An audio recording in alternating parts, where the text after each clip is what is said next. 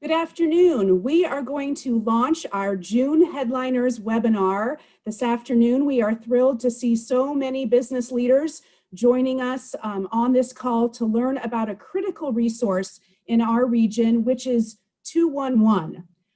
In just a moment, you are going to be hearing from Christina Russi with the Glasser Schoenbaum Human Services Center. And I am so excited about the information that Christina will be sharing with our business community so that each and every one of us can be a better resource to our neighbors, to our employees, and to the folks that we care about in our region who often find themselves needing access and don't necessarily know where to easily turn. Before we get started with Christina's presentation, I would like to thank the sponsors, our annual sponsors of the Manatee Chamber's Headliner Series. That is Bank of America, the Mosaic Company, and the Realtors Association of Sarasota and Manatee. Thank you so much to our sponsors for their ongoing support to allow us to bring Headliners events to our chamber membership every month. With that, Christina is going to do a little bit of self-introduction herself, so I will skip over a bio presented by me, but Christina, thank you so much for joining us. So with that, Christina, I am going to turn it over to you. Thank you so much for being a speaker for our Headliner series. Thank you, Jackie, very much. I'd like to thank the Manatee County Chamber of Commerce and everyone here on the meeting call today for giving me this gift of your time to talk with you about 211 and give this service a voice. I am Christina Russi, and my office is at the Glasser Schoenbaum Human Services Center. I'm community liaison and liaison for 211 and community fiscal agent for several special funds we have available to assist our residents in DeSoto, Manatee, and Sarasota counties. I have over 15 years of experience in the information and referral field. And when 211 was a local entity, I was part of the leadership team, acting as both interim executive director and director of operations. Now I'd like to share a webinar with you. Share the screen here. There we go. 211. 211 makes the social services ecosystem network more efficient. 211 helps ensure that people in need are connected to agencies that can help them.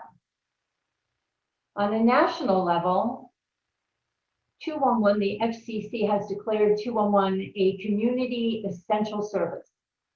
It takes its place amid other three-digit numbers we know and may use.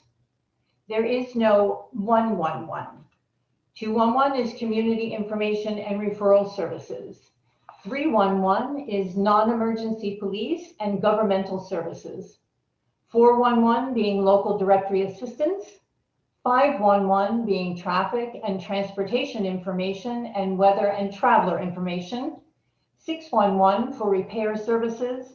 711 for the hearing impaired. 811 for access to one-call services to protect pipeline and utilities from excavation damage. In other words, if you need to dig a ditch, you need to call 811. And of course, 911, the one that we're hopefully never need to use, but are probably most familiar with for life and death emergencies. 211s are mandated to give information and referrals on basic human needs, physical and mental health resources, work support, support for elder adults and persons with disability, children, youth, and family services, disaster services, suicide prevention, and access to services in non-English languages. So every 211 has a translation line, and typically those translation lines are able to speak in one of approximately 157 different languages. From data retrieved in a 2018 survey, 94.2% of the population in the United States has access to 211. This is a free service. There's no charge to the end user. It is covering all 50 states. The District of Columbia and Puerto Rico is available to approximately 309 million people, 94.6% of the population. In that same 2018 survey, 211s had offered 12.4 million connections to help, 1.3 million connections to financial assistance, 13 million website searches for assistance, and 4.3 million connections to address and prevent homelessness. Those are just a few of the stats that survey was able to isolate. As some of you may know and some not, the 211 Contact Center was part of the local nonprofit landscape in Sarasota starting in 2004. We had two separate agencies. We had two separate offices, one in Manatee at the time and one in Sarasota County. They later merged, and then later on after that, DeSoto County joined to this is our tri-county region now of DeSoto, Manatee, and Sarasota counties where we have coverage. In 2017, the local presence ended and the 211 Funders Collaborative was formed. That collaborative's members are local county governments, Manatee and Sarasota, and the United Ways of Manatee, Sarasota, and South Sarasota counties. There was a decision made to contract with 211 Heart of Florida United Way to cover our tri-county region. Our contracts with 211 Heart of Florida right now are renewed yearly, and in the future may increase to 2-year memorandums of understanding. The national network is comprised of approximately 240 centers. The Alliance for Information and Referral Systems oversees 211 operations throughout the United States. There are 27 AIRS standards and quality indicators for professional information and referral, covering every aspect of the information referral operation that 211s must follow. 211 centers take approximately 35,000 calls per day. That number would, of course, change exponentially in a disaster or in a pandemic, as we have been for over the last year. The Florida 211 system is comprised of 14 contact centers. And by Florida law, Florida statute, each center must be accredited to operate in the state. Accreditation happens every 5 years and takes approximately 12 through 16 to 18 months. And the Alliance for Information and Referral Systems manages the entire process. And that process costs approximately, to each 211 contact center, approximately $6,000. When we made the transition to a partner 211 in 2017, it was the request of the 211 Funders Collaborative that our tri-county region have its own local website. Every day, hundreds of people across our tri-county region of DeSoto, Manatee, and Sarasota counties turn to 211 for information and support. The mainframe of the site, our 211 site, is a link to the 211 resource database. 211 Heart of Florida is mandated by AIRS, the Alliance for Information Referral Systems, to update 211 database annually to ensure accurate information. Every agency nonprofit is given a unique username and login to edit changes directly on the 211 platform as they occur. So all our organizations have access to their profiles and programs 24/7, 365. The database is indexed using the 211 LA Taxonomy of Human Services. There are 9,000 codes within that controlled vocabulary. The 211 LA County Taxonomy is to information, the referral field, what the Library of Congress catalog system is to libraries nationally and internationally. It allows all information and referral providers to speak the same language, classify information consistently, and share data locally, statewide, regionally, nationally, and internationally. And this sharing of data becomes extremely important, of course, when we're in the midst perhaps of a weather event, where we may have to transfer data and information to a sister state who's going to take care of receiving our incoming calls and inquiries, while our 211 is not able to operate in its own state.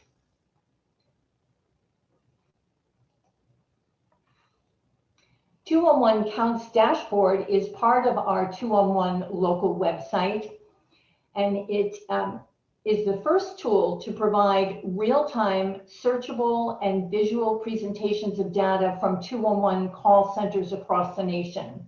Using 211 counts, you will find a snapshot of community-specific needs displayed by zip code, region, or call center, as recently as yesterday, enabling you to easily check trends, make comparisons, and share information. 211 Counts works with your local 211 to share this information with community leaders and service agencies. Launched in 2014 in Florida, our local 211, when we had a local presence, was one of the pilot programs for this, along with a second 211 in North Carolina. And with the help of a grant from the William R. Keenan Jr. Charitable Trust, 211 Counts has expanded across the United States. The dashboard has been used to write grants, create up-to-date reports, and show evidence of community need. While 211 Counts includes 211 systems as its users, the primary audiences for this dashboard include government representatives, service agencies, and philanthropies. I would like to also point out, with regard to our 211 county website, that there are currently 277 agencies that have their primary location in DeSoto, Manatee, and Sarasota counties represented in the database. Those 277 agencies include an additional 231 sites, and those agencies and sites provide over 1,200 programs of service in our region. On the 211 Suncoast Care site, the Search for Services tab directs you to the 211 Heart of Florida Community Resource Directory. Services can be searched by keyword, agency name, or guided icon search. Residents can email and chat directly from the landing page. There are specific guidelines and a style guide, if you will, of mandatory data elements for every service entered into the resource database. I'd also like to give you a few statistics with regard to the number of calls. Keep in mind that 211 is a 24/7, 365 days out of the year service. It's totally confidential, and it can be completely anonymous if a caller or someone who texts or chats chooses. 211 is powered by people. It's a service that provides expert caring, empathetic, non-judgmental help. 211 meets real needs in real time. It has a unique pulse on regional needs. 211 tackles underlying root causes. Specialists are trained to identify the root causes of problems and connect residents with a wide range of available resources that meet all underlying needs, not just the one that prompted the call, the text, or the chat. This service is for those seeking information about health and human services in their community or in another community. It is totally accessible, totally free, and confidential. Not every program will be for every caller, but the database is varied enough to cover most people's needs and questions. We have 211 RAP cards and digital 211 PDFs available. We can send anyone interested in a packet with a 211 logo and a link to the local website. And I'm happy to address any of the questions that may have come in, and I want to thank you very much for your time at this point.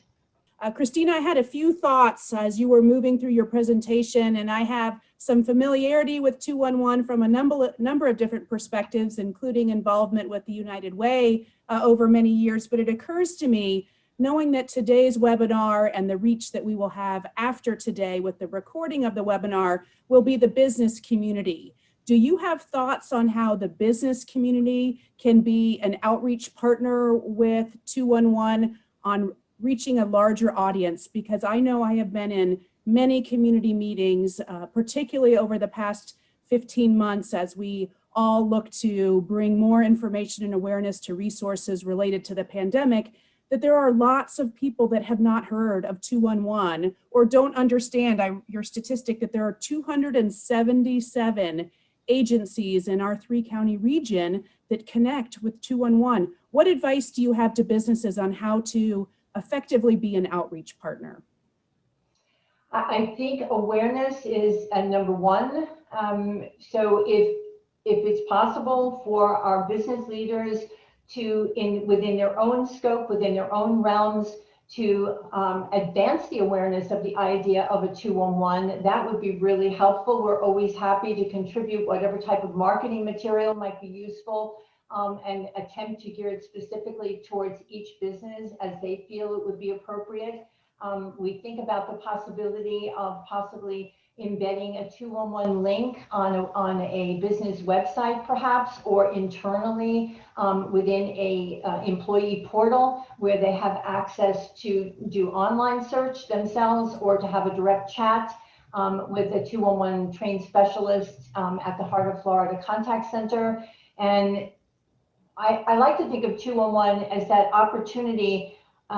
We've all had this experience where we're up in the middle of the night and we're trying to solve a personal problem. And this is a place that we can actually call and ask for information and referral as long as it's within the realm of Health and Human Services. So there's actually, it's not too many places right at the moment where we have sort of live voice and we're able to have validation of our considerations and our concerns and our feelings. And 211 is a place where people can have that comfort of discussing something private that perhaps they don't want to discuss with a family member or a friend. Perhaps they'd like to do it with a third sort of objective party. And 211 is a good place to turn to where the people are trained to sort of discern the necessary priorities that a family might have. Oftentimes the family is making a call about paying an electric bill, but underlying root causes, there are other things going on within the household. And given the opportunity, someone will share that information and give the INR navigator or the information referral community specialist an opportunity to offer other possible resources in the community for service. So any part that our business community is willing to play in that advancement would be, I believe, certainly much appreciated, and it would be beneficial. Thank you, Christina. A couple things that came to mind is for those of us that have regularly scheduled staff meetings is ensuring that we take a little bit of time out of one of our staff meeting agendas to highlight 211 to our entire workforce. Or send out information via an employee email blast or sharing, the video recording of this with our staff and our network, sharing information on social media as well. We often don't know who on our circle may be struggling with any number of challenges or others in our network. And so 211's connection ability is so robust. As you said, those 277 agencies with more than 1,200 programs in our region. It's the number of issues that we can help connect people to is really almost limitless. We did have a question, first one to come in is someone who just may have missed it, but the hours that live help is available for 211? 24/7. 24/7, 365 days a year. Another question that came in is if a caller or a texter chooses not to remain anonymous, is there follow-up with that person after the call or text, or is it dependent upon the situation? Each 211 chooses its own sort of avenue of follow-up.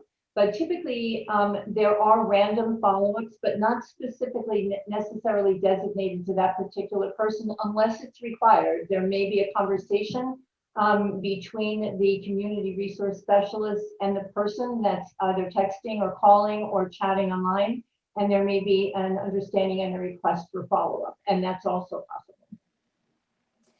At the chamber here, we receive a number of phone calls from the community, on any given day, looking for connection to resource, and we are a constant referrer of 211.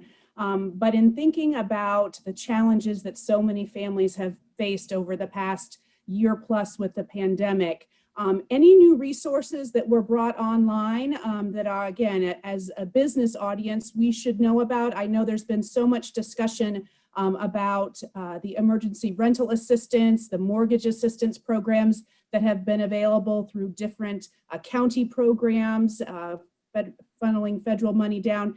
Anything that maybe wouldn't be on our minds that have come on new during the pandemic? Our primary focus within our communities, part of my work for 211 as community liaison is to work with the 211 Heart of Florida with the ever-changing information. And we find, of course, in weather events and disasters and in this situation of a pandemic, that the data becomes very fluid. So typically a resource database is a static entity that's updated certain times. But in situations like this, we run more fluid information back and forth. So it's not unusual for me to be emailing 211 Heart of Florida multiple times a day to make sure that they have all of the most updated information with regard to what's happening in our community right now. And we have seen our organizations and our not-for-profit network in our 3 counties have been extremely flexible in their ability to figure out and offer services faced with a situation that they never saw coming, obviously. And I think they've done an outstanding job of trying to help their staff to quickly become remote and viable to the clients that they had and to be able to accept new incoming clients.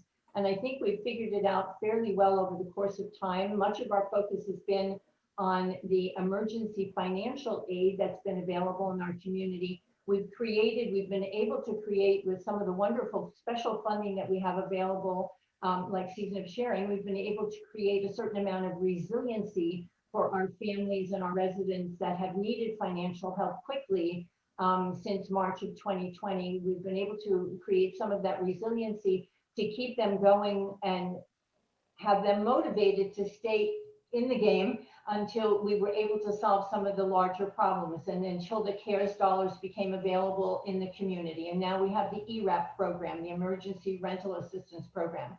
So we've been able to maintain a certain amount of stability for our families. We're still concerned. We face the end of the eviction moratorium at the end of this month.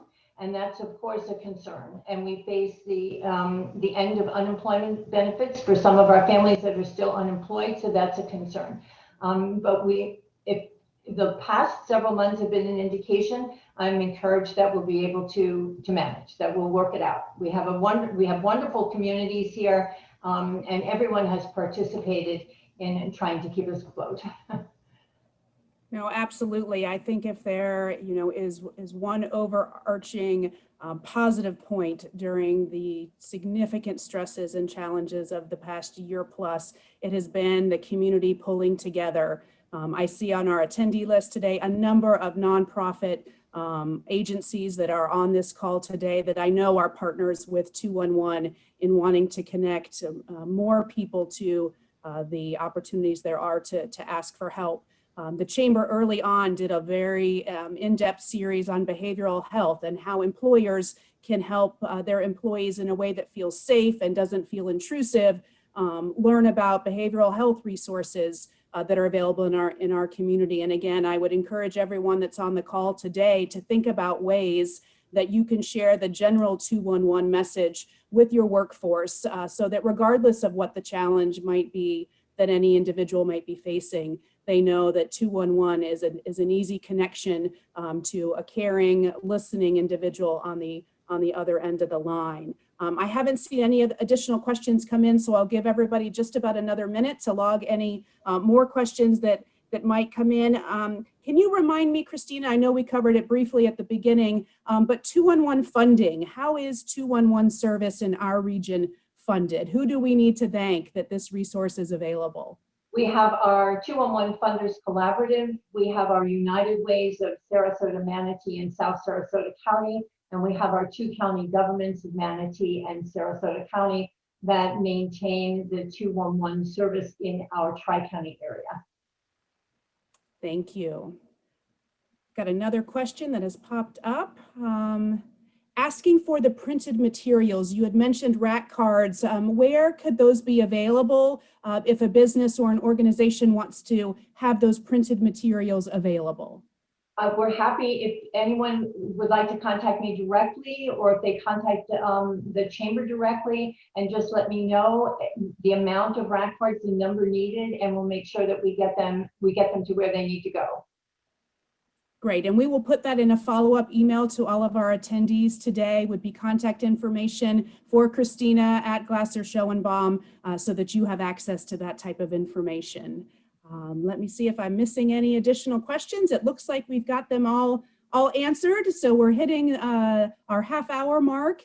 Christina, I want to thank you for sharing your time with us today. It will live in perpetuity with the recording of this, and I, again, encourage everyone to find ways within your network to share what an incredible resource 211 is for our community. I want to once again thank our sponsors for our monthly headliner series, which is Bank of America, the Mosaic Company, and the Realtors Association of Sarasota, Manatee. Christina, again, thank you so much to all of our chamber members who have joined us today and in the future in watching this recording. Thank you so much for your support, and be well.